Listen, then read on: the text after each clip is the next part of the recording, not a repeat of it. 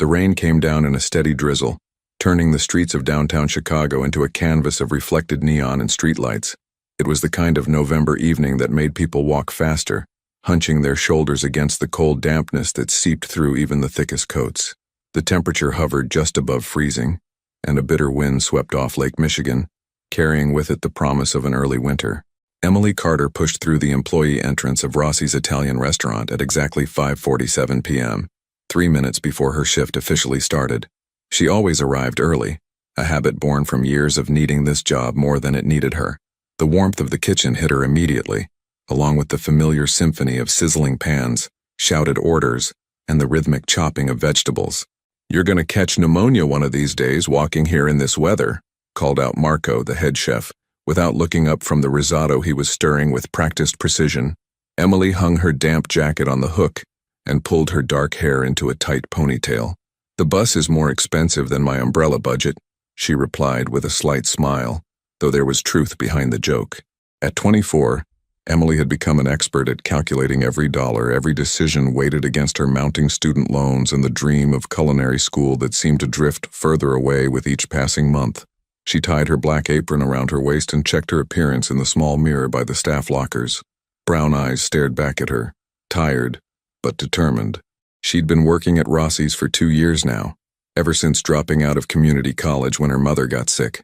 The medical bills had piled up faster than she could count, and even though her mom had recovered, the debt remained like a shadow that followed Emily everywhere. "Table assignments are on the board," said Jennifer, the front-of-house manager, breezing past with a clipboard.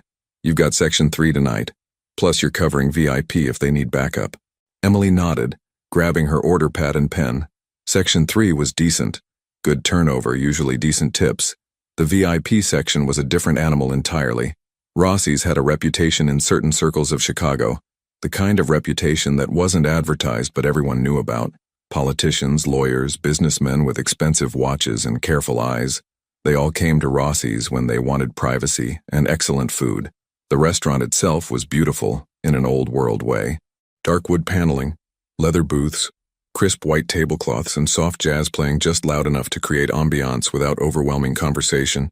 Vintage photographs of Italy lined the walls, and the lighting was kept deliberately dim, creating pockets of intimacy throughout the dining room.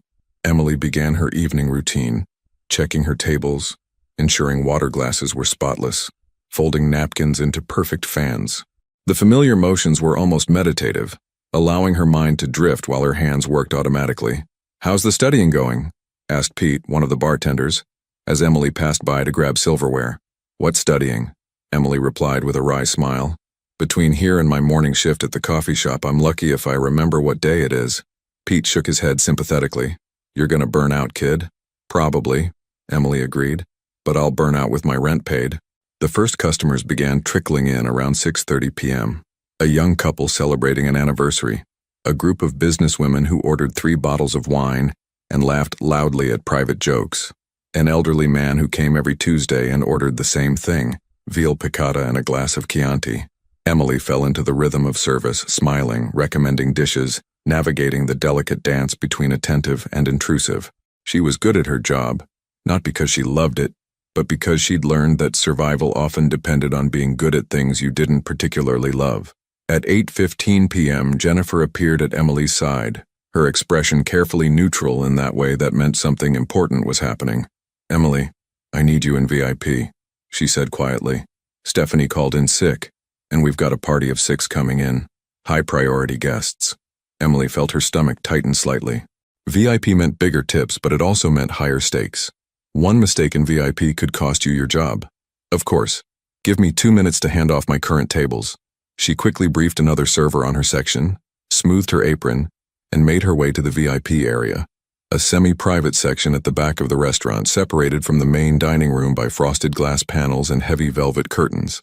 The space had its own entrance from a side street, allowing certain guests to come and go without walking through the main restaurant. The VIP section was already being prepared. Fresh flowers on the table, the best china, crystal glasses that caught the light like diamonds. Emily checked everything twice, her attention to detail sharpening. Whoever these guests were, management was clearly treating them as very important indeed. "They'll be here in 10 minutes, Jennifer said, appearing beside her again. Standard service, but keep conversation minimal unless they initiate. Refill drinks without being asked. You know the drill. Emily nodded. She'd worked VIP before, though not often. It was always the same type of clientele, people who valued discretion as much as the food. At exactly 8:25 p.m., she heard voices in the private entrance. Male voices, deep and controlled, speaking in tones that suggested authority and careful measurement. Emily positioned herself near the curtain, professional smile in place, hands folded in front of her. The curtain parted, and 6 men entered the VIP section. The first thing Emily noticed was how they moved, not like regular restaurant guests, but with a coordinated awareness of their surroundings. Their eyes swept the room, checking exits, noting positions. They were all well-dressed, expensive suits that probably cost more than Emily made in 3 months. But there was something about them that suggested the suits were armor rather than fashion. The second thing she noticed was the man in the center.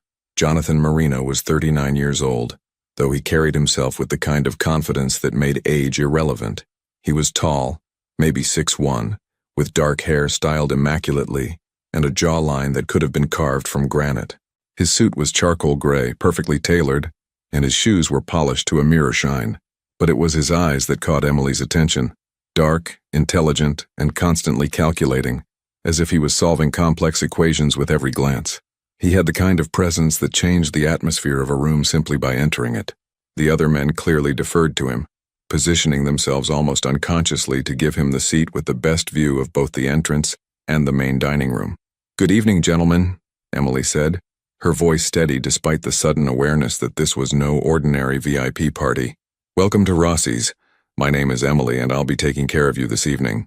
Jonathan Marino's eyes met hers for just a moment, a brief assessment that felt like being scanned by some very sophisticated machine. Then he nodded slightly and took his seat, the other men following suit. "Water for the table," said one of the men, a heavy-set individual with graying hair and a scar that ran from his right ear to his collar. His voice was gravel and cigarettes. "And the wine list."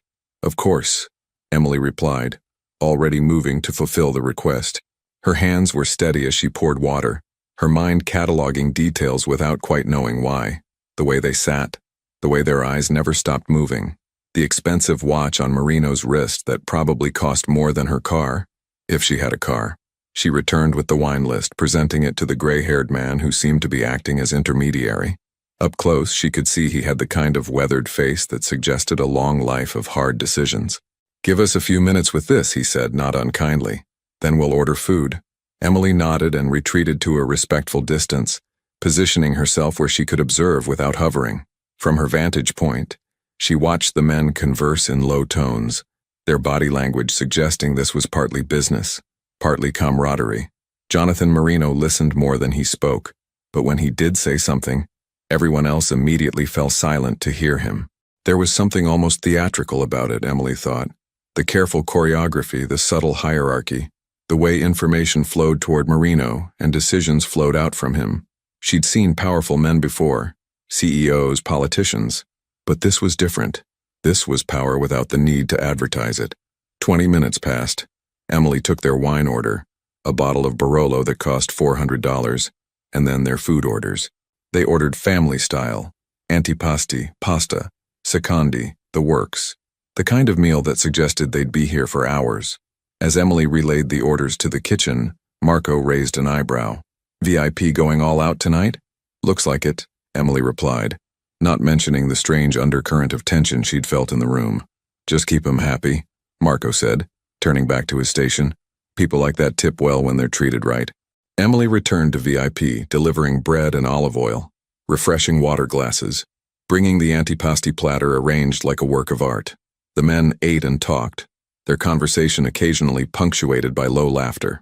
Jonathan Marino remained mostly quiet, nursing his wine and watching his companions with those calculating eyes.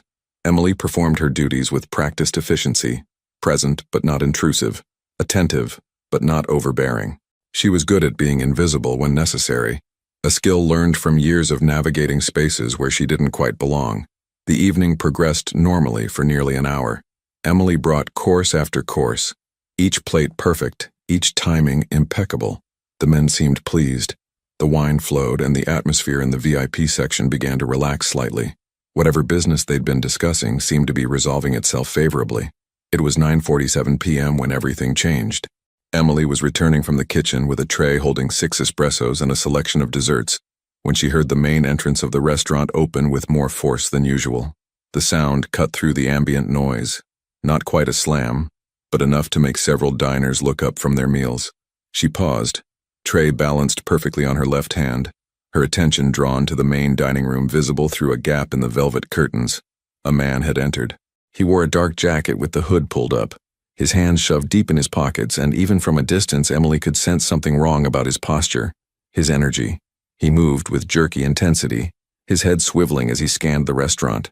Jennifer, the manager, approached him with her professional smile. "Good evening, sir. Do you have a reservation?" The man ignored her completely, his gaze still searching the room. Then, with sudden purpose, he turned toward the VIP section. Time seemed to slow down in that strange way it sometimes does when the brain recognizes danger, before the conscious mind catches up. Emily saw the man's hand emerge from his pocket, saw the dark metal object that materialized in his grip, saw his arm coming up and his body turning toward the VIP curtain, toward Jonathan Marino. The word formed in Emily's mind before she could process what it meant. Gun. Her body reacted before her thoughts could organize themselves. She was standing between the gunman and the VIP section, holding a metal serving tray loaded with desserts and espresso cups. Some instinct, survival, heroism, or pure accident, made her raise the tray in front of her just as the man's arm finished its arc. The sound was impossibly loud, like the world cracking open. Emily felt the impact through the tray, a massive jolt that traveled up her arms and made her stumble backward. The desserts flew everywhere. An espresso cup shattered against the wall. Her ears rang with a high-pitched whine that drowned out everything else. The metal tray in her hands had a fresh dent in it, slightly off-center, and a gouge where the bullet had impacted at an angle and ricocheted away, embedding itself in the wooden crown molding above the VIP entrance. For a heartbeat, everything froze. The entire restaurant seemed suspended in amber, diners with forks halfway to their mouths, servers stopped mid-step, the gunman staring at Emily with an expression of complete disbelief. Then chaos erupted. Screams filled the air as customers dove under tables or scrambled toward exits. More gunshots rang out, not from the initial attacker but from Marino's men, who had produced weapons from concealed holsters with practiced speed. The gray-haired man tackled the gunman before he could fire again, slamming him to the ground with brutal efficiency. Emily stood in the middle of it all, still holding the dented tray, her mind struggling to catch up with what had just happened. Her hands were shaking, her ears were ringing. Time felt fractured, moving too fast and too slow simultaneously. Someone grabbed her arm, Jennifer, pulling her away from the chaos. "Emily? Emily, are you hurt? Did you get hit?" Emily shook her head mutely, unable to form words. She wasn't hurt. The bullet hadn't touched her. It had hit the tray, and the angle had been just right or just wrong for it to deflect away instead of punching through. Through the confusion, she saw Jonathan Marino standing in the VIP section, one hand on the back of his chair for support, staring directly at her. His expression was unlike anything she'd seen before. Shock, calculation, and something else she couldn't quite identify. His men had surrounded him instantly, forming a protective barrier, but he wasn't looking at them or at the subdued gunman on the floor. He was staring at Emily with the intensity of someone who had just witnessed something impossible. The next few minutes were a blur. Police sirens wailed in the distance, growing rapidly closer. Marino's men had the gunman pinned to the floor, his weapon kicked safely away.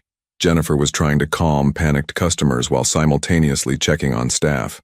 Marco appeared from the kitchen, face pale, trying to assess the damage.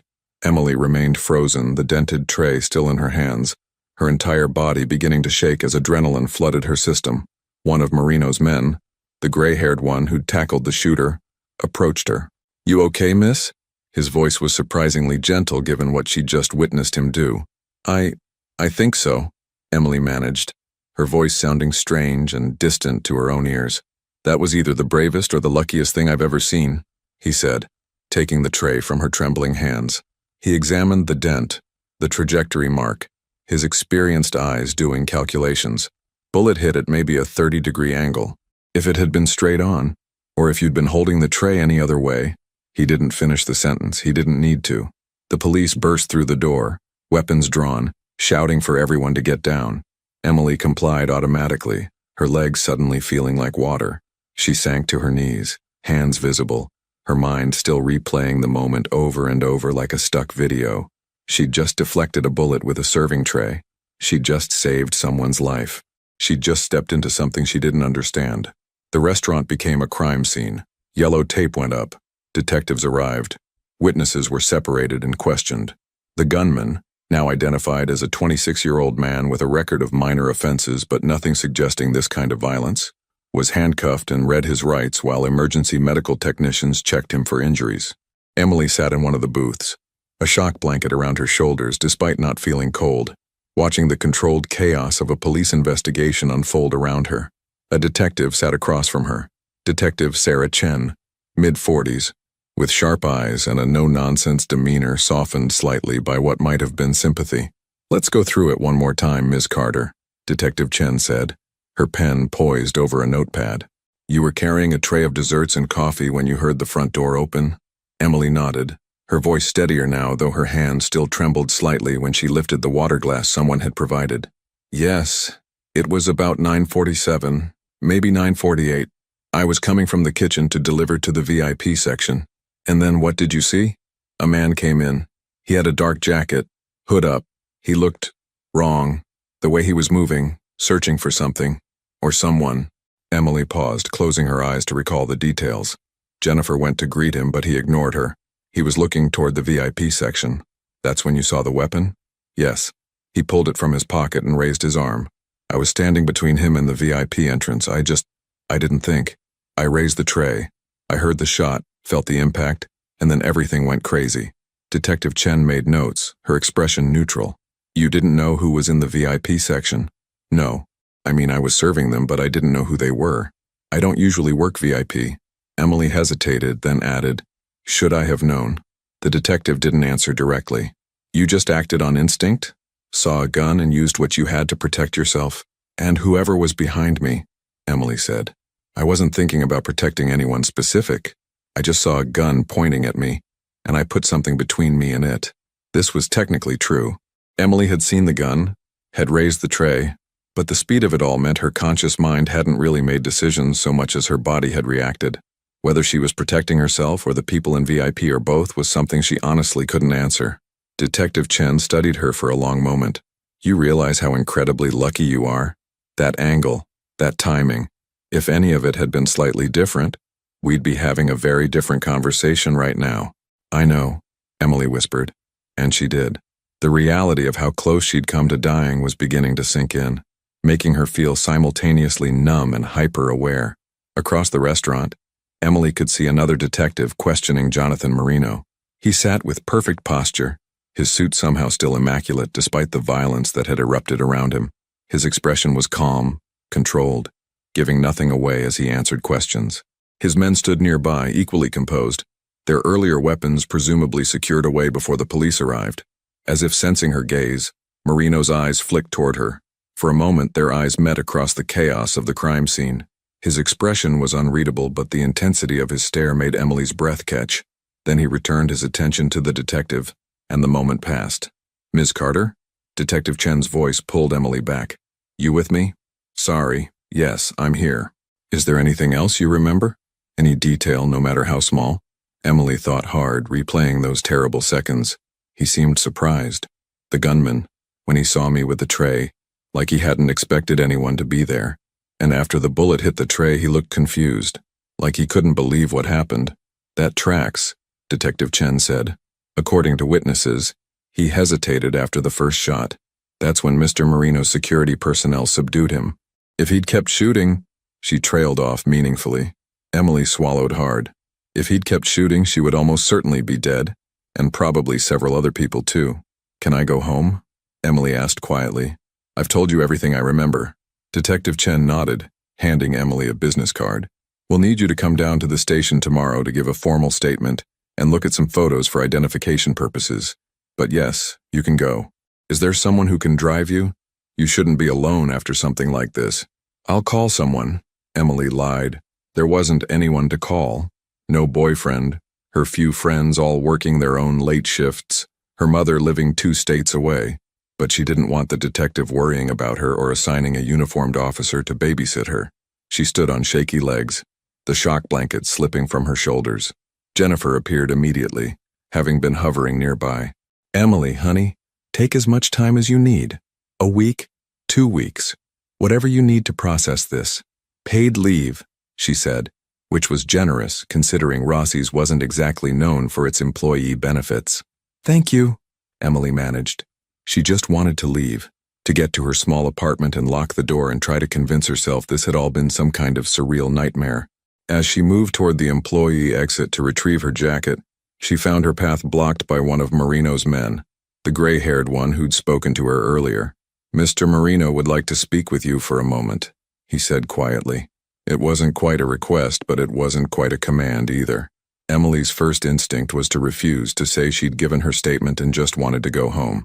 But something in the man's eyes, not threatening, but serious, made her hesitate. "Just for a moment," he repeated. "Please." Against her better judgment, Emily nodded.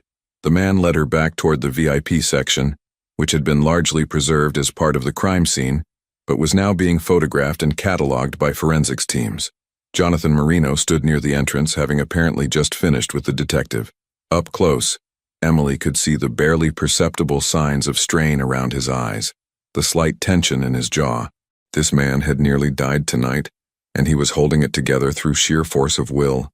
When he saw Emily approaching, he straightened slightly, his eyes doing that scanning thing again, as if he was trying to read her at a molecular level. "Ms. Carter," he said, his voice deep and controlled. "I believe introductions are in order given the circumstances. I'm Jonathan Marino." He extended his hand, and after a brief hesitation, Emily shook it.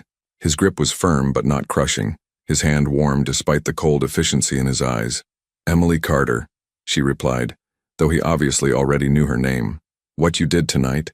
Marino paused, seeming to search for words, which struck Emily as unusual for a man who appeared to measure every syllable before speaking. "I owe you my life. That's not a debt I take lightly." "I didn't really do anything," Emily said quickly. "It was just luck. I happened to be holding a tray in the right place at the right time." Marino's expression suggested he didn't quite believe that, or perhaps found the explanation too simple. "Nevertheless, the outcome is the same. A man tried to end my life tonight, and you prevented it.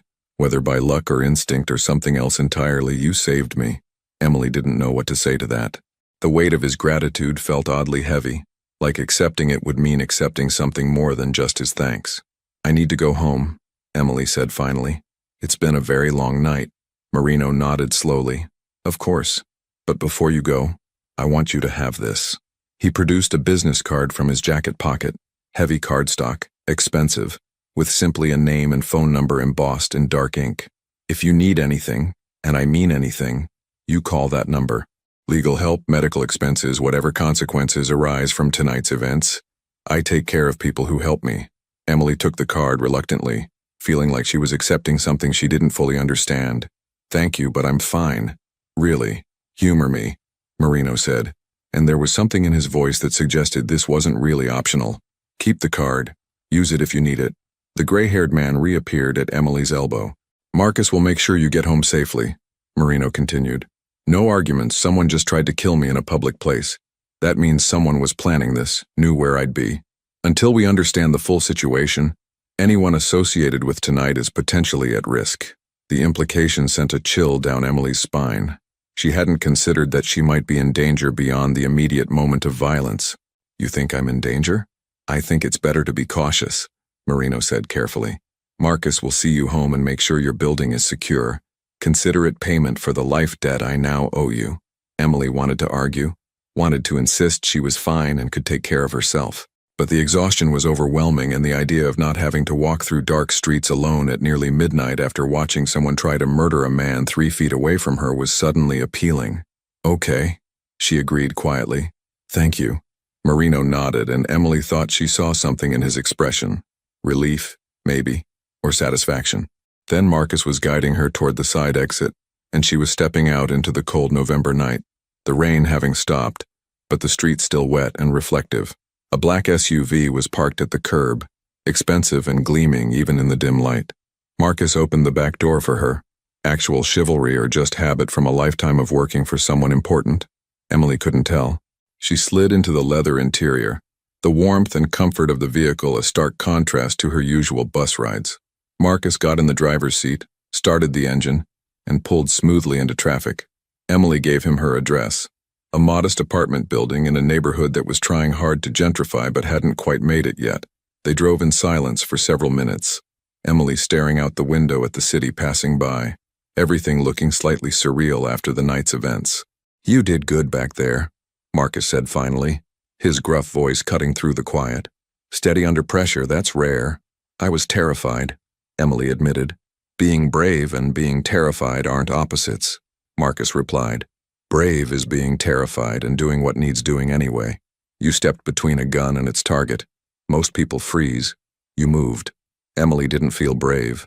She felt exhausted and shaky, and like she might cry at any moment. But she appreciated the sentiment. They pulled up in front of her building, a 4-story brick structure with questionable heating and enthusiastic cockroaches, but rent she could afford.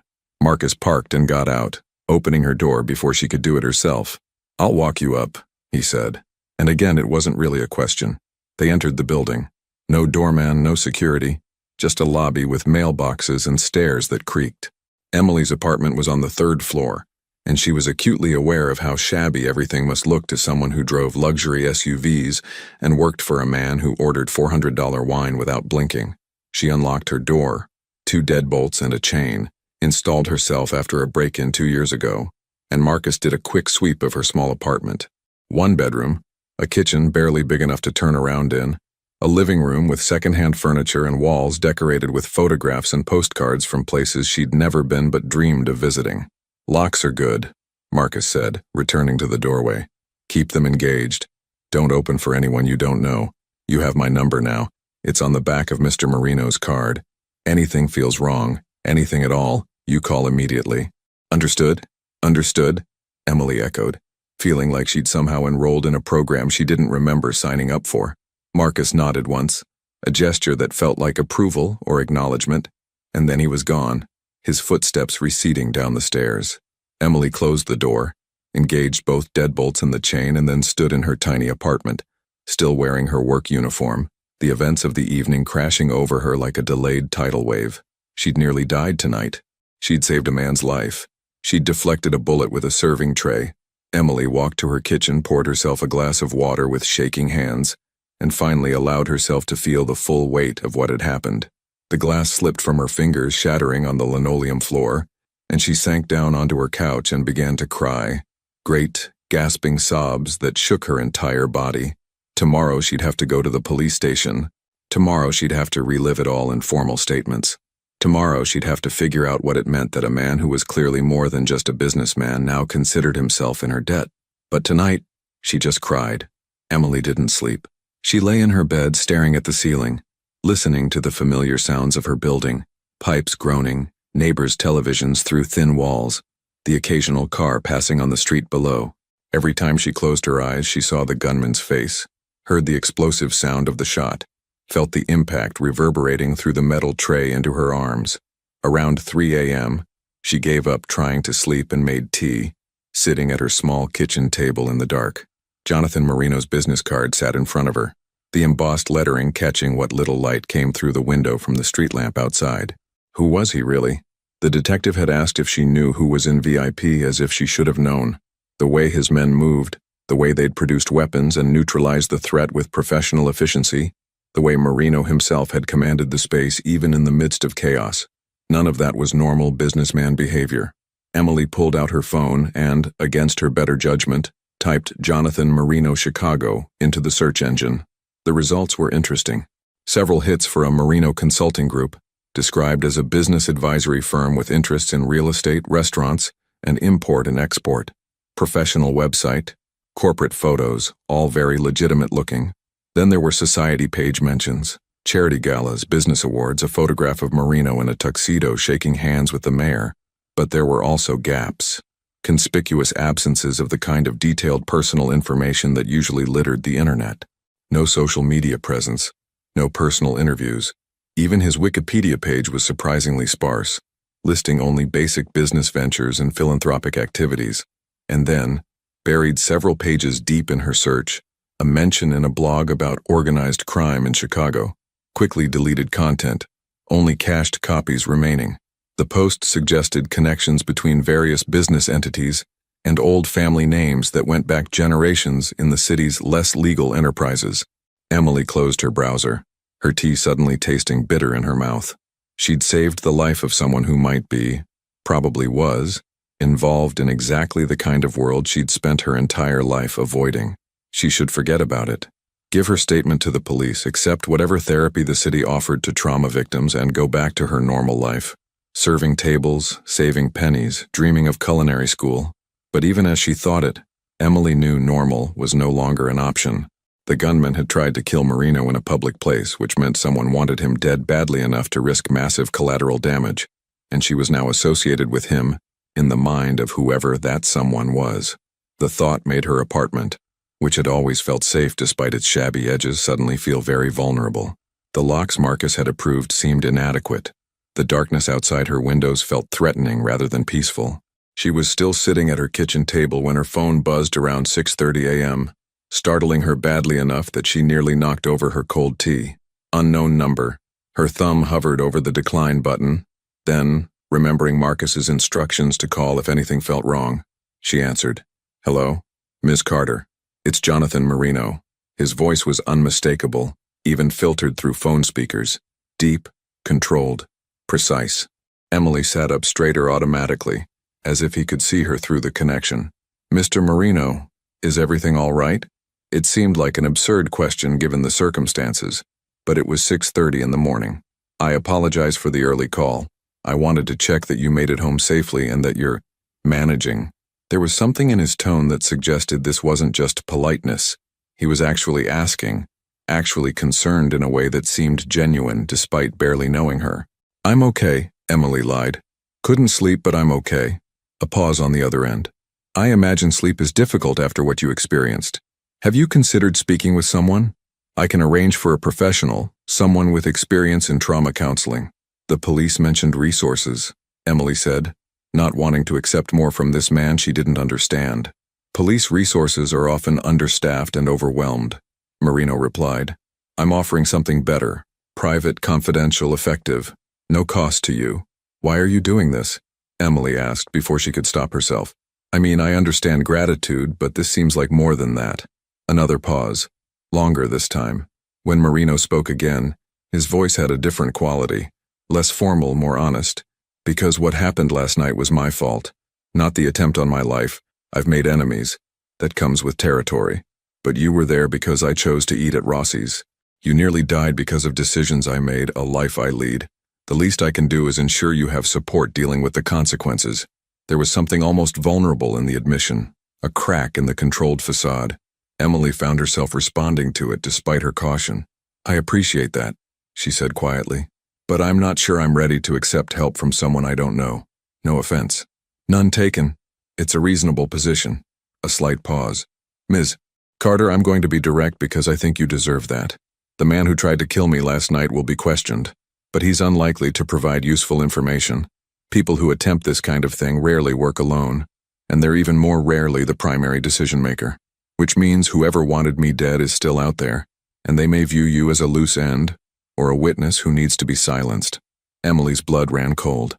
She thought of this in abstract terms, but hearing it stated so baldly made it terrifyingly real. "The police," she started, "will do their best with limited resources," Marino continued, "but I can offer more comprehensive protection. I'm not asking you to trust me, but I am asking you to be pragmatic. You saved my life. Let me help keep you safe while this situation resolves itself." Emily's hand tightened on her phone. Every instinct screamed that getting more involved with Jonathan Marino was a terrible idea, but he was right about one thing. She was pragmatic. She'd had to be, and pretending she wasn't potentially in danger wouldn't make that danger disappear. "What kind of protection?" she asked carefully. "First, we need to talk. In person, in a secure location. There are things you need to understand about what happened and what might happen next. Marcus can pick you up at 10 a.m., bring you to my office. We'll talk, I'll answer your questions honestly, and then you can decide what level of precaution you're comfortable with. No pressure, no obligation.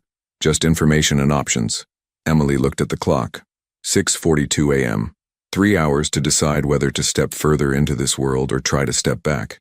Ms. Carter? Marino's voice pulled her back to the conversation. I'll think about it, Emily said. Can I call you back?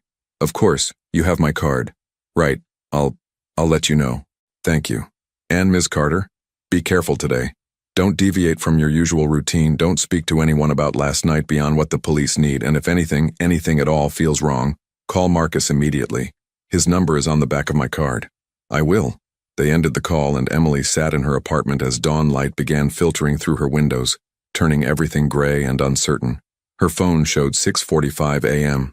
At 10 a.m. a car would arrive, or wouldn't, depending on what she decided. She looked at Marino's card again, at the embossed numbers that represented a choice. Stay in her small, safe world and hope the danger passed her by, or step into the unknown with a man who might be criminal, might be dangerous, but who had just offered her something no one else could. Honest information and real protection. Emily picked up her phone and typed a single message to the number on the card. I'll be ready at 10. The response came back almost immediately. Smart choice. See you then. As the sun rose over Chicago, Emily Carter stood at her window, watching the city wake up, and wondered what she'd just agreed to. Behind her on the kitchen table, the dented serving tray from Rossi's sat like a monument to the moment her life had changed. She'd deflected a bullet last night. But the question now was, what had she deflected herself into? Emily stood at her bathroom mirror at 8:30 a.m., studying the dark circles beneath her eyes. She hadn't slept. Every time she closed her eyes, she saw the gunman's face, heard the explosive crack of the bullet hitting the metal tray. Her phone buzzed with a text from an unknown number. Black SUV outside your building. Take your time. Marcus. She dressed in her most professional outfit, black slacks and a cream blouse, and grabbed her jacket.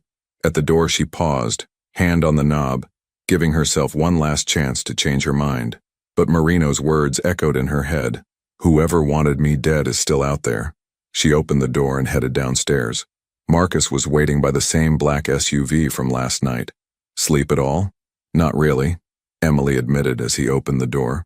I've had worse nights, Marcus replied, which wasn't really an answer. They drove toward downtown Chicago, the neighborhoods transforming from modest apartments to gleaming corporate towers. Marcus navigated with practiced efficiency, finally pulling into the underground garage of a sleek glass building. He led her to a private elevator that climbed to the 35th floor. The doors opened onto a reception area that redefined Emily's understanding of professional elegance. Dark wood, leather furniture, floor-to-ceiling windows offering breathtaking views of Chicago and Lake Michigan. This way, Marcus said, leading her down a hallway to corner office with double doors. Jonathan Marino's office was enormous, with windows on 2 walls and a view that seemed to stretch forever. He stood by the windows, phone pressed to his ear. When he saw Emily, he concluded his call immediately. Ms. Carter, thank you for coming. He crossed the room, shaking her hand with that same controlled strength. Please sit. He gestured to a seating area rather than his formal desk. Emily chose a leather chair while Marino took the sofa across from her. Can I offer you coffee? Please, Emily said, needing caffeine desperately. Marino prepared 2 espressos at a machine that clearly saw regular use. The coffee was excellent, rich and smooth. Emily wrapped her hands around the warm cup. I promised you honest answers, Marino said, settling back. So let me start with what you probably already suspect. The Marino family has been part of Chicago's underworld for 3 generations. My grandfather started during Prohibition, my father expanded the business, and I inherited both legitimate and less legitimate operations when he died 15 years ago. The bluntness shocked Emily. She'd expected denials, careful language. Instead, he was simply stating facts. Why tell me this? She asked. Because you deserve to know what you've become entangled with. Last night you saved my life, and that's connected you to me in the eyes of anyone who wishes me harm.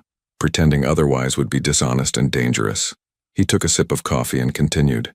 I run several businesses, restaurants, real estate, import, export. Some completely legal, some gray area, some explicitly illegal. I won't insult your intelligence by pretending I'm just a businessman, but I also operate by certain principles. I don't harm innocents. I take care of people who work for me, and I keep my word. The man who tried to kill you? Emily asked. Is the result of an internal dispute? Someone in my organization is making a play for power. I have suspicions. My cousin Vincent has been ambitious lately, but suspicion isn't proof. A knock interrupted them. A woman in a sharp pantsuit entered. Ms. Carter, I'm Sophia Reyes, Mr. Marino's attorney. I've been reviewing the police reports from last night. Sophia sat beside Marino, opening her portfolio. The gunman, Dennis Crawford, claims he acted alone over a gambling debt. Nobody believes that. The police want you to come in today for a formal statement. I'd like to accompany you to ensure your rights are protected. I'm just a witness, Emily said. A witness in an attempted murder case involving organized crime, Sophia replied gently. Having representation protects you from inadvertently saying something that could complicate your life later. Another knock admitted a younger man with messy hair and a laptop. Boss, you wanted... Oh, sorry. He stopped, seeing Emily. Tommy Chen, my technology specialist, Marino introduced. Emily Carter, the waitress who deflected the bullet. Tommy's eyes lit up. I've been analyzing the footage. The sedan that dropped Crawford was stolen from O'Hare. Someone planned this carefully. He didn't act alone despite what he's claiming. After Sophia and Tommy left, Marino refreshed their coffees. Let's talk about you, your safety, your future, and what I can offer. What do you mean? Emily asked warily.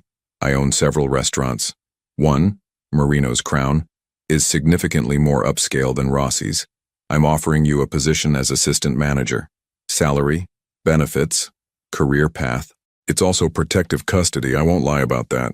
Having you close means I can ensure your safety while we resolve this situation. So I'd be bait, Emily said flatly. No, you'd be protected. There's a difference. What I'm offering is a secure position with professionals ensuring nothing happens to you. Emily stood, moving to the windows. And if I say no, I'll still provide security, but you'll be more exposed, more vulnerable. I'm asking you to accept reality. Someone tried to kill me in a public place. Until we resolve this, you're at risk. I'm offering the safest scenario, while also giving you better employment. Marino drove Emily to Marino's Crown in his personal car, a dark blue Audi. The restaurant was located in the Gold Coast, one of Chicago's most affluent neighborhoods. They entered through the back, directly into the kitchen. Emily's professional instincts engaged immediately. The space was spectacular. Commercial equipment that looked brand new, organizational systems that made sense, immaculate cleanliness. A woman in chef's whites looked up. Mr. Marino. Chef Carmen, this is Emily Carter. Emily, Chef Carmen Rodriguez. Chef Carmen's handshake was firm, her hands bearing kitchen scars. You're from Rossi's. The incident. Quick thinking. Kitchen reflexes serving you well. She gave Emily a comprehensive tour. The kitchen was everything Emily had dreamed of. Properly equipped, well-staffed, organized. They did family meal before service, tested new recipes, ran training programs for staff development. The dining room took Emily's breath away. High ceilings with restored molding, crisp linens, fresh flowers, perfect lighting. Large windows overlooked tree-lined streets. The general manager, Robert Chang, explained the assistant manager role, scheduling, inventory, customer relations, staff training. The salary was nearly double what Emily made at both her current jobs combined. The benefits included health insurance and professional development funding. Our staff retention is significantly higher than industry average, Robert explained. Mr. Marino believes in taking care of people who take care of his establishments. Emily looked around the beautiful space, thought about the professional kitchen, the organized systems. It was an incredible opportunity, but it came with strings attached to a world where violence was sometimes necessary. It's impressive, Emily said honestly. I need time to process this. Of course, Marino said. We should get you to the police station. Sophia will be waiting. The police station was institutional beige walls and fluorescent lights. Detective Chen met them in her small office, looking tired from working through the night. Ms. Carter, thank you for coming. I need you to walk me through the events again, as detailed as possible. The interview lasted 90 minutes. Chen asked about every detail: Emily's shift, the VIP party's arrival, the gunman's entrance, the exact sequence of events. When you raised the tray, Chen asked, were you protecting yourself or the VIP section? Honest answer, I saw a gun pointing toward me and I put something between me and it. Pure instinct. Chen showed her photographs. Emily recognized some of Marino's men, but not Vincent Marino, who Chen said was a person of interest. Finally, Chen sat back. Ms. Carter, I'm going to be direct. Jonathan Marino is a person of significant interest to law enforcement. By accepting his protection and employment, you're entering a world that could complicate your life in ways you might not anticipate. I just want you to understand that before you make choices that might be hard to reverse. I understand, Emily said. Thank you. In the car afterward, Marino spoke quietly. I need a decision. The job offer stands. The protection stands. But I need to know if you're in or if we're finding another arrangement. Emily looked out at Chicago passing by. Her city, familiar streets, a life that had been simple if difficult. Accepting meant stepping away from that simplicity, but it also meant survival, security, a chance at a real career. I'll do it, Emily said quietly. I'll take the job at Marino's Crown. She felt Marino's relief. Thank you. You won't regret this. I hope not, Emily replied. They drove to her apartment to collect belongings. Marino suggested she stay in a secure hotel for a few nights. Marcus came up with her, doing a security sweep while Emily packed. Can I give you some advice? Marcus asked. Please, don't trust anyone, not me, not Sophia, not even Mr. Marino, though I'd trust him with my life. Someone inside betrayed him. Until we know who, everyone is potentially suspect. He handed her a burner phone. My direct line. Use it if you need it. Marcus drove her to a boutique hotel in River North. Her suite was more spacious than her entire apartment, with breathtaking views. Security is on this floor, Marcus explained. You're safe here. After he left, Emily stood at the window, trying to process everything. 24 hours ago, she'd been a struggling waitress. Now she was under protection of someone who admitted to running criminal operations. Her regular phone buzzed. Unknown number. Emily Carter? A male voice, unfamiliar. Who is this? Someone who knows you made a mistake last night. Walking into Jonathan Marino's world is going to get you killed. Get out while you still can. The line went dead. Emily stood frozen, heart hammering. She grabbed the burner phone and called Marcus. He answered immediately. What's wrong? I just got a call. Someone telling me staying with Marino would get me killed. Read me the number. After a moment. Burner phone. Untraceable. I'm sending someone to your room. Don't open for anyone except someone who says, Marcus sent me for Ms. Carter. Understand? Understood. Emily moved away from the windows, feeling exposed. Someone had found her number within hours of accepting Marino's protection. Marcus's words echoed. Don't trust anyone. A knock at the door. Ms. Carter? Marcus sent me. Emily checked the peephole. A man in a dark suit, professional bearing. I'm okay, she called. I'll be stationed in the hallway. You're safe here. Safe, Emily thought. In Marino's world, safety might be temporary rather than permanent. She returned to the window, watching city lights emerge as afternoon became evening. Someone out there was watching, waiting, planning. Emily just hoped she'd survive long enough to figure out who. Emily's first day at Marino's Crown began at 3:00 p.m. on a cold Tuesday afternoon. She'd spent the previous 3 days in the hotel suite, giving her statement to police, fielding calls from her former employers, and trying to adjust to the surreal reality of her new circumstances. The threatening phone call hadn't repeated itself, but its echo lingered in her mind like a persistent shadow. Marcus picked her up at 2:30, driving her through downtown traffic in comfortable silence. Emily had learned that Marcus wasn't much for small talk, which she appreciated. Her nerves were already stretched thin without having to maintain polite conversation. The restaurant looked different in afternoon light. Still elegant, but less intimidating somehow. Robert Chang met her at the door, his professional smile warm and genuine. Emily, welcome. Let's get you oriented before the chaos of dinner service begins. The next 2 hours were a whirlwind of information. Robert walked her through the reservation system, the seating charts, the detailed profiles they kept on regular customers, dietary restrictions, preferred tables, anniversary dates, even which staff members they got along with best. Attention to detail is what separates good restaurants from exceptional ones, Robert explained as they reviewed the evening's reservations on his computer. Mrs. Davidson always sits at table 12 by the window. Senator Brennan prefers the private booth in the back. The Chungs celebrate their anniversary on the 15th of every month and always order the tasting menu. Emily absorbed it all, her mind cataloging the information with the same efficiency she'd developed working multiple jobs. The organizational systems made sense.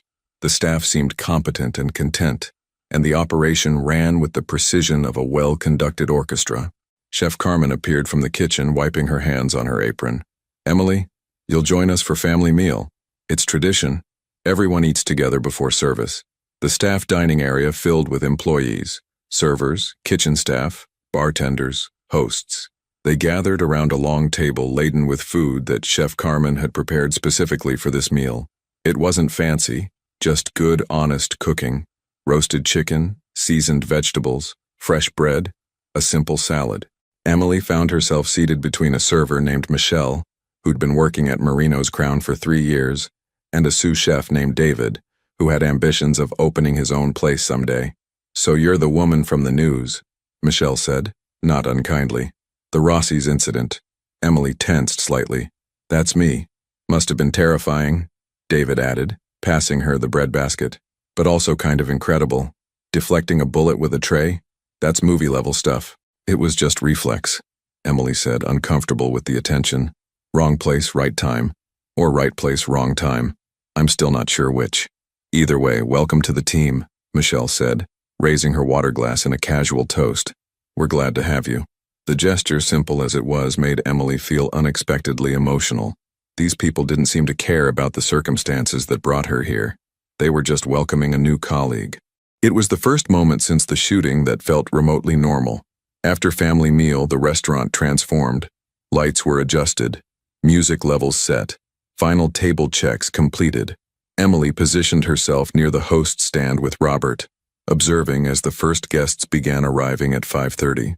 "Your primary role tonight is to watch and learn," Robert explained. "Shadow me. See how we handle different situations. Get a feel for the rhythm of service. Tomorrow you'll start taking on more responsibilities." Emily watched as Robert orchestrated the evening with practiced grace. He greeted regulars by name, smoothly managed a couple who arrived without reservations, discreetly handled a complaint about wine temperature, and coordinated with the kitchen on timing for a large party's courses. It was impressive, the way he made it all look effortless when Emily could see the dozens of small decisions and adjustments happening constantly. This was management at a level she'd never experienced, not just reacting to problems, but anticipating them and preventing them before they materialized. Around 7:30 p.m., Jonathan Marino arrived. Emily hadn't expected to see him. He wasn't on the reservation list, but he entered through a private side door accompanied by 2 men Emily recognized from the VIP section at Rossi's. He wore a charcoal suit, his presence commanding attention without demanding it. His eyes found Emily immediately, and he offered a slight nod of acknowledgement before Robert hurried over to greet him. "Mr. Marino, we weren't expecting you tonight. Your usual table? Please. And Robert, I'd like Emily to handle our service this evening if she's comfortable with that." Robert glanced at Emily questioningly. She nodded, despite her nerves. "Of course." Marino's usual table was in a semi-private corner with good sight lines to both entrances and the main dining room, strategic positioning that Emily was beginning to recognize as habitual for him. She approached with menus and water, her professional mask firmly in place. "Good evening, Mr. Marino. Welcome to Marino's Crown." A slight smile played at the corner of his mouth. Amusement at the formality, perhaps. "Emily, how was your first day?"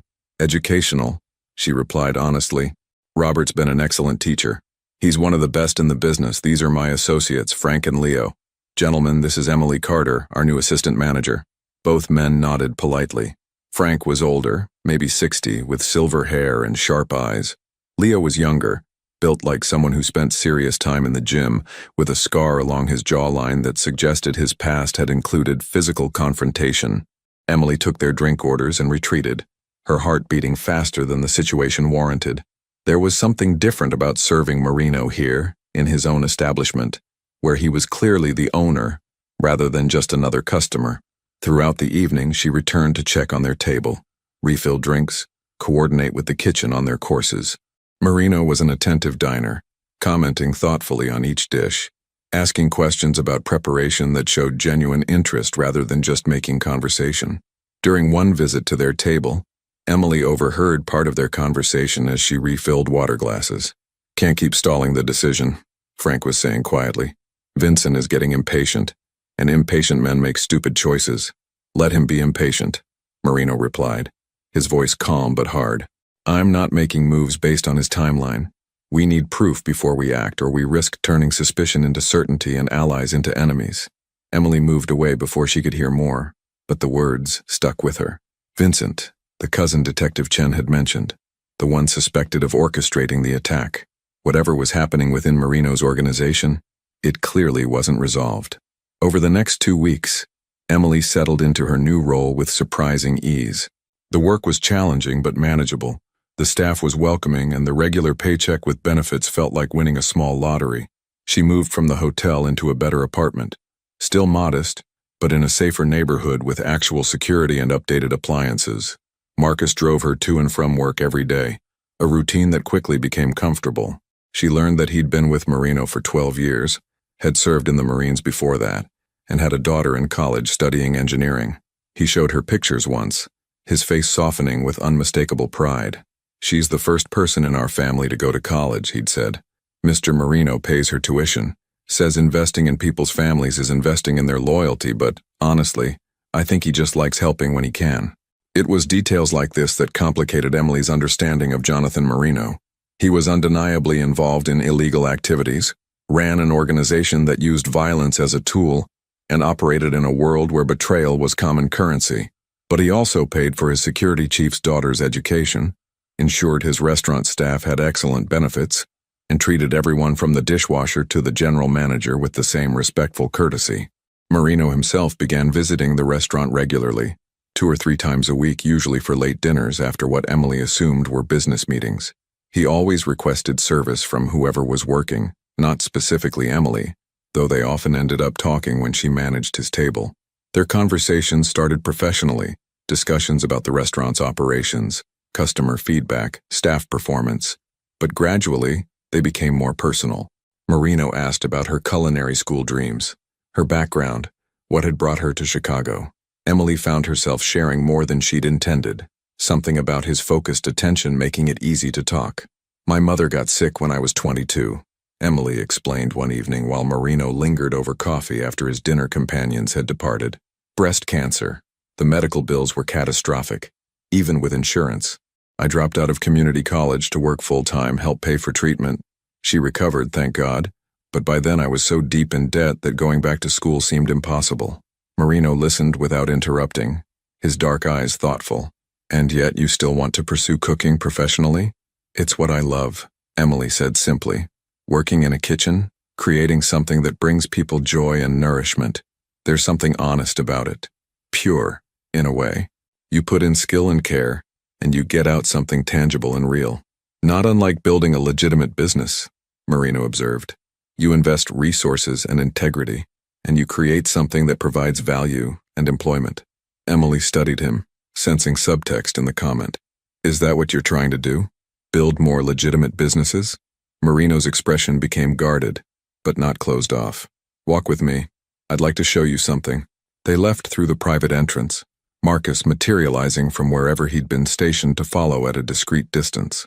The November night was cold, frost forming on car windshields, their breath visible in the air.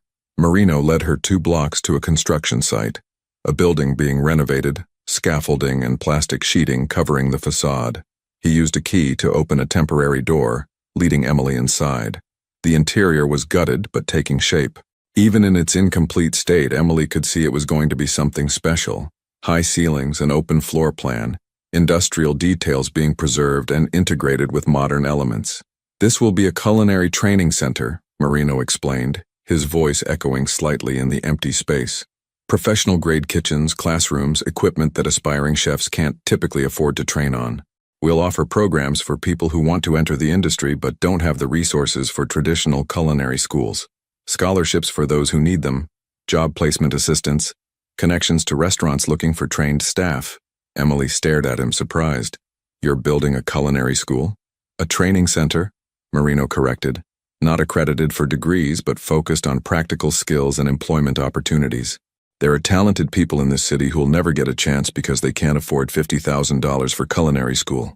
This creates another path." "Why?" Emily asked. "I mean, it's wonderful, but why invest in this?" Marino was quiet for a moment, running his hand along an exposed brick wall. "My grandfather used to say that a man who only takes from his community is a parasite, but a man who gives back becomes part of its foundation. I've taken plenty, Emily. From this city, from the people in it. Some of that taking was necessary, some was justifiable, and some I'm not proud of. This is giving back, building something clean that helps people create better futures." There was unexpected vulnerability in his voice, a crack in his usual controlled facade. Emily saw something in that moment, not just the criminal organization boss or the successful businessman, but a man genuinely trying to balance the scales of his own life. "When does it open?" she asked. 6 months if construction stays on schedule. "I'm hoping you might be interested in helping develop the curriculum. Your background, your experience in both fine dining and everyday kitchens, that practical knowledge is exactly what we need." Emily felt tears prick her eyes unexpectedly. "You want me to help build a culinary training program? I want you to help create opportunities for people like you," Marino said simply. "People who have the talent and drive but not the financial resources. Will you think about it?" "Yes," Emily said immediately. "Yes, I'll think about it. Thank you." As they walked back to the restaurant, Emily felt something shift in her understanding of Jonathan Marino. He was still all the things she knew him to be: dangerous, connected to violence, operating outside the law. But he was also this: someone trying to create something positive, someone who saw the value in helping people who reminded him of himself or his family's origins. It didn't excuse the criminal activities, but it complicated the picture in ways that made him harder to categorize as simply good or bad. 3 weeks after Emily started at Marino's Crown, Marino asked her to accompany him to a charity fundraiser. "It's for children's literacy programs," he explained over coffee at the restaurant. "I'm one of the sponsors. These events are partially business networking, maintaining relationships, but the cause is genuine. I thought you might enjoy it. And frankly, I could use someone there who I can actually have real conversations with." Emily hesitated. Attending a charity gala with Jonathan Marino felt like crossing another line, moving from employee to something else entirely.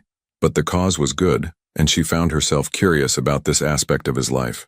"I don't have anything to wear to that kind of event," she admitted. "That's handled," Marino said, and the next day a dress arrived at her apartment, elegant but not ostentatious, charcoal silk with a flattering cut, accompanied by shoes and a simple necklace. The card read simply, "Looking forward to the evening. J.M." The gala was held at one of Chicago's historic hotels. The grand ballroom transformed into an elegant space with round tables, floral centerpieces, and a stage for speeches and presentations. Emily felt out of her depth immediately. Everyone was dressed expensively, spoke with casual confidence, and seemed to know each other through various business and social connections. Marino appeared at her side as she entered, offering his arm with old-fashioned courtesy. He wore a tuxedo that fit him perfectly, and Emily noticed several women glancing his direction with obvious interest. "You look beautiful," he said quietly, and the sincerity in his voice made Emily flush slightly. "Thank you. So do you. Look good, I mean. Not beautiful. Well, maybe beautiful. This isn't going well." Marino's rare smile appeared, genuine amusement lighting his usually serious eyes. "I understood the compliment. Thank you." They made their way through the crowd, Marino introducing Emily to various people: business owners, politicians, other philanthropists. He introduced her as Emily Carter, the assistant manager of Marino's Crown and a talented chef in her own right, which was generous given her actual credentials. Emily found herself relaxing as the evening progressed. Marino was attentive without being possessive, included her in conversations, and seemed genuinely interested in her opinions when people discussed restaurant trends or culinary education. During dinner, they were seated at a table with several other donors. Emily found herself in conversation with a woman named Patricia, who ran a nonprofit providing job training for formerly incarcerated individuals. "The biggest barrier is employers willing to give people a chance," Patricia was explaining. "Everyone deserves a second chance, but convincing businesses to take that risk is challenging. Have you considered partnering with restaurants?" Emily suggested. "The industry is always understaffed, and many roles don't require formal credentials. If you could provide basic training and vouch for candidates' reliability, I think you'd find interested employers." Patricia's eyes lit up. "That's exactly the kind of partnership I've been trying to develop. Do you know restaurants that might be interested?" Emily glanced at Marino, who nodded slightly. "Marino's Crown might be open to discussing it, and we're opening a culinary training center next year. There might be opportunities for collaboration there." The conversation continued, plans and possibilities emerging organically. Emily felt energized in a way she hadn't in years, talking about meaningful work that could actually help people. After dinner, speeches began from the stage, representatives from the literacy programs describing their work, Success stories from children who'd learned to read through the program, funding goals and achievements. It was genuinely moving, and Emily found herself glad she'd come. During a break between speeches, Marino leaned close to murmur, "I need to speak with someone briefly. Business that can't wait. Will you be all right for a few minutes?" "Of course," Emily replied. Marino stood, buttoning his jacket, and moved toward the exit with Marcus shadowing him. Emily sipped her wine, watching the crowd, feeling surprisingly comfortable despite the unfamiliar environment. Then she saw him, a man in a server's uniform, moving through the ballroom with purpose rather than the casual efficiency of normal service staff. His eyes were locked on the exit Marino had just taken, and his hand was reaching inside his jacket in a way that made Emily's blood run cold. She didn't think. She moved. Emily stood quickly, intercepting the man's path, deliberately bumping into him hard enough to make him stumble. "Oh my God, I'm so sorry. Are you okay? I'm so clumsy." The man's eyes met hers, and she saw recognition flicker, not of her specifically, but of the interference. His hand withdrew from his jacket empty, and he forced a professional smile. "No problem, miss. My fault entirely." He moved away quickly, but not toward the exit anymore. Emily's heart hammered. She'd just stopped something, she was sure of it, though she had no concrete proof. Where was security? Where was Marcus? She scanned the ballroom urgently and spotted one of Marcus's team members near the bar. Emily made her way over, trying to look casual despite her racing pulse. The server who just left heading toward the kitchen, dark hair, scar on his left hand. He was going for a weapon when he saw Mr. Marino leave. The security man's expression sharpened. "You're certain? Certain enough to risk being wrong?" He spoke quietly into a concealed radio, then nodded to Emily. "Stay here. Don't move." The next 10 minutes were tense. Emily saw security personnel moving discreetly, saw the suspicious server being quietly escorted out a side door. Then Marino reappeared, Marcus close beside him, his expression grim.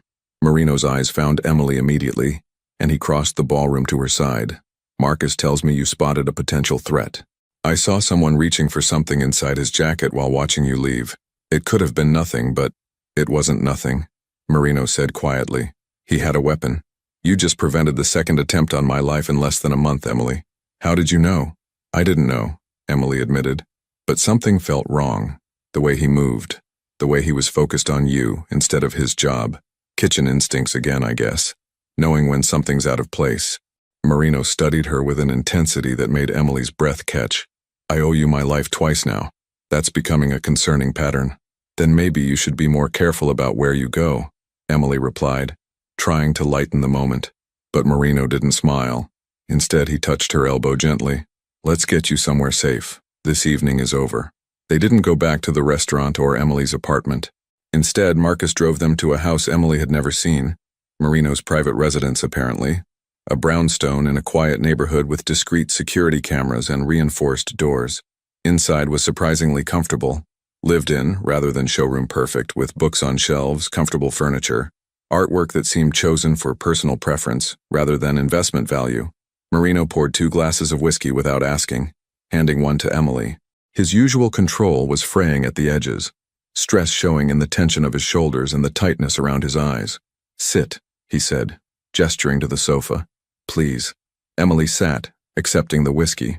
Marino remained standing, moving to the window to look out at the street below. 2 attempts in less than a month, he said finally. "Both would have succeeded if not for you. That's not coincidence, Emily. That's someone who knows my patterns, my security, my vulnerabilities. Someone close." "Vincent," Emily said quietly. Marino turned to look at her. "You've heard the name." "I've heard conversations. I pay attention. Detective Chen mentioned him. Tommy's investigating him. Everyone suspects him, but nobody's saying it directly. Because suspecting family and proving family betrayal are different things," Marino replied, his voice tired. "Vincent is my cousin. We grew up together. Our fathers were brothers. Ran this organization as partners before they died. I inherited leadership, but Vincent always thought it should have been split equally. He's not entirely wrong. He's capable, intelligent, ambitious. But he's also reckless, cruel in ways I'm not comfortable with. Willing to harm innocents if it serves his purposes." He drank his whiskey, then continued. "I've been trying to transition our operations, move more money into legitimate businesses, phase out the activities that cause real harm. Vincent sees that as weakness, as betraying our family's legacy.